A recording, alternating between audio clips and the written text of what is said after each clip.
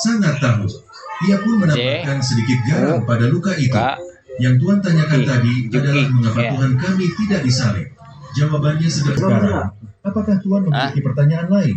Katanya sambil menggigit roti. Pendeta menatapnya dengan campuran mangkuk, kagum, dan sedikit pusing. Pertanyaannya sendiri berubah menjadi jebakan untuk dirinya sendiri. Dan para penonton, mereka tahu cerita ini akan diceritakan lagi dan lagi di seluruh Baghdad. Pendeta itu masih berdiri dengan wajah serius dan penuh tekad. Sementara Abu Nawas sudah selesai tertawa terbahak-bahak. Jarang-jarang dah ya. Namun setelah tawanya reda, senyuman jahil khasnya masih tersisa. Seolah-olah ia sudah merencanakan sesuatu yang jauh lebih mengagetkan dari apapun yang pendeta itu bayangkan. Angin padang pasir kembali bertiup pelan, mengibaskan ujung sorban Abu Nawas yang mulai sedikit kusut akibat tertawa kebanyakan. Pendeta membersihkan tenggorokan. Baiklah, Abu Nawas, katanya dengan nada yang berusaha tetap tenang. Aku datang bukan untuk bercanda. Aku datang membawa misi. Dan misiku adalah membuatmu mengerti sesuatu yang sangat penting. Ia menegakkan salib kecilnya.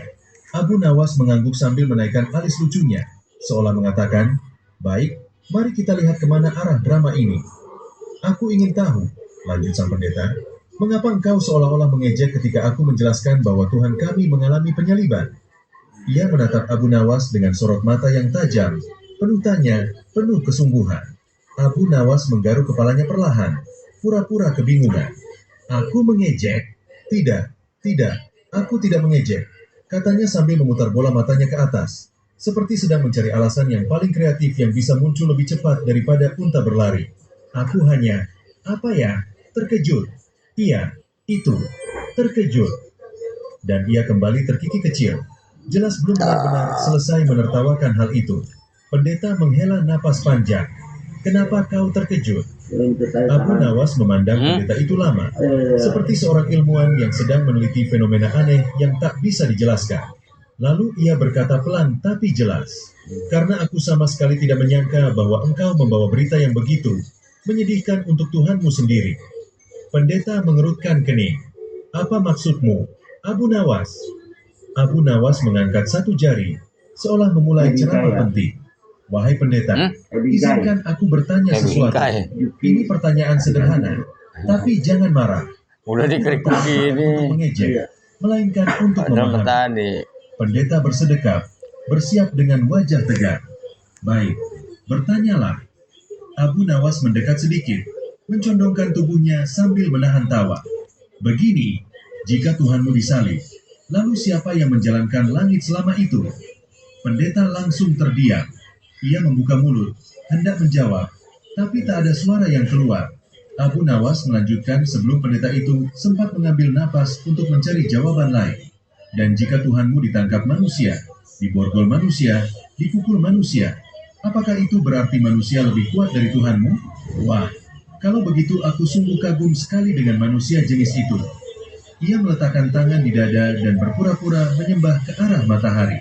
Hebat sekali. Manusia bisa menangkap Tuhan. Pendeta menegar. Tidak begitu maksudnya. Itu bagian dari pengorbanan. Oh, pengorbanan, jawab Abu Nawas sambil menggoyang-goyangkan kepalanya, pura-pura mengerti. Jadi manusia memutuskan untuk menghukum Tuhanmu, dan Tuhanmu membiarkan dirinya disalib demi manusia. Ia berhenti sebentar, lalu menepuk dahinya. Astaga, itu seperti seorang raja yang dihukum rakyatnya. Lalu sang raja berkata, terima kasih sudah menghukum aku. Ini memang rencana yang bagus. Ia tertawa pelan. Jauh nih. Bukan. Lengkahnya. Ia marah, tapi ia mencoba tetap tenang. Abu Nawas, engkau tidak boleh melihatnya sesederhana itu. Abu Nawas mengangkat kedua tangannya.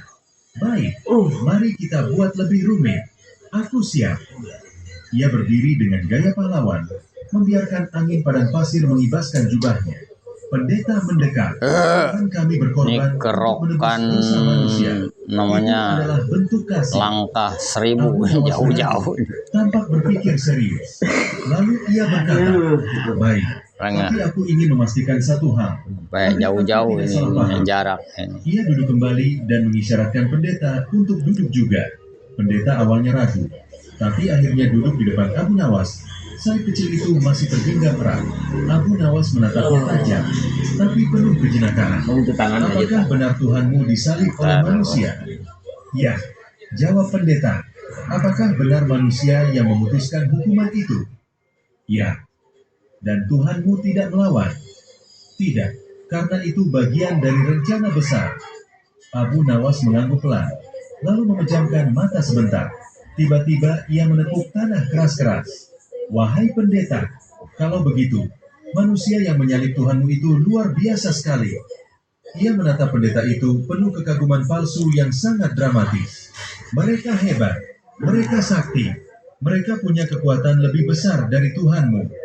Mereka bisa menangkap, mengikat, menghukum, bahkan membunuh Tuhan. Luar biasa. Pendeta mulai kehilangan kata-kata. Itu bukan begitu maksudnya. Tentu bukan, jawab Abu Nawas ringan. Tapi aku hanya mengikuti ceritamu. Wahai pendeta, engkau bilang Tuhanmu hebat dan manusia itu kecil. Tapi dalam ceritamu, manusia bisa mengalahkan Tuhan. Pendeta membuka mulut, hendak menyanggah. Tapi Abu Nawas mengangkat tangan. Sebentar, aku belum selesai. Pendeta menegang lagi. Abu Nawas menghela napas panjang, lalu berkata pelan namun jelas. Aku percaya Tuhan, Tuhan yang sesungguhnya, tidak mungkin dikalahkan manusia, tidak mungkin ditangkap, tidak mungkin dihukum, tidak mungkin disalib. Ia menyalibnya lagi. Bahaya. Ia menutup mulutnya sambil menahan tawa. Pendeta terperangah, seperti baru saja dipukul pelan oleh kenyataan yang tidak pernah ia pikirkan sebelumnya. Abu Nawas berdiri pelan, menepuk-nepuk jubahnya. Sudahlah, engkau jauh-jauh datang ke sini. Istirahatlah dulu. Kalau mau minum, aku bisa ambilkan air dari sumur kecil di belakang sana.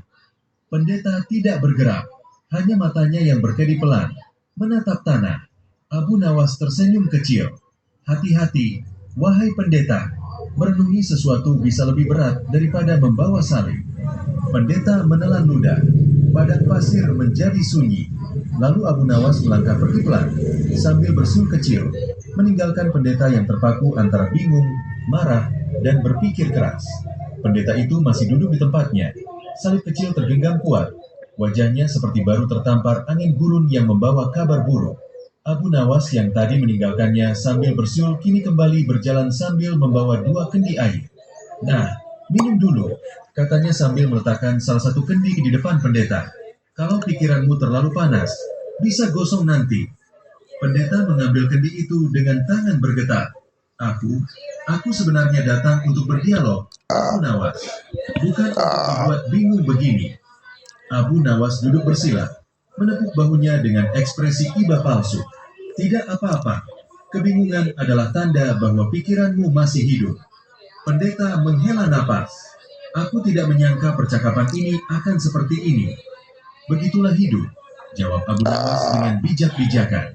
Kadang kita datang membawa jawaban, pulang membawa pertanyaan. Pendeta menatapnya lama, lalu berkata, baik, aku ingin melanjutkan pembicaraan kita. Aku ingin engkau memahami maksud keyakinan kami. Abu Nawas mengangguk. Silakan, jelaskan lagi. Tapi kali ini pelan-pelan. Takutnya kalau terlalu cepat, logikaku tersandung. Pendeta menelan ludah. Begini, Tuhan kami turun ke dunia dalam wujud manusia sebagai bentuk cinta. Ia mengorbankan dirinya agar dosa-dosa manusia terhapus. Abu Nawas memiringkan kepala, seperti memeriksa keutuhan kalimat itu dari berbagai sisi. Baik, aku mendengarkan. Pendeta mengatakan, penyaliban itu bukan kekalahan, itu kemenangan. Abu Nawas mengangkat alis tingginya. Kemenangan, Tuhanmu disalib. Itu kemenangan? Wah, konsep kemenanganmu sangat kreatif. Pendeta mulai terlihat gelisah. Abu Nawas, jangan mengejek lagi. Aku tidak mengejek, jawab Abu Nawas sambil mengangkat tangan. Aku hanya sedang mencoba memahami. Baik, anggap saja itu kemenangan. Tapi izinkan aku bertanya satu hal. Pendeta terdiam sebentar, lalu mengangguk. Baik, tanyakan. Abu Nawas menyender ke pohon kurma dan berkata, pernahkah engkau melihat raja perang lalu mengizinkan musuh untuk mengalahkannya? Lalu raja itu berkata, aku kalah demi kemenangan. Pendeta mengerutkan kening. Tidak, tetapi itulah potong Abu Nawas. Karena tidak masuk akal. Pendeta mengatur napas, mencoba tetap sabar. Konsep kami berbeda, Abu Nawas. Tuhan kami memilih jalan itu demi kasih.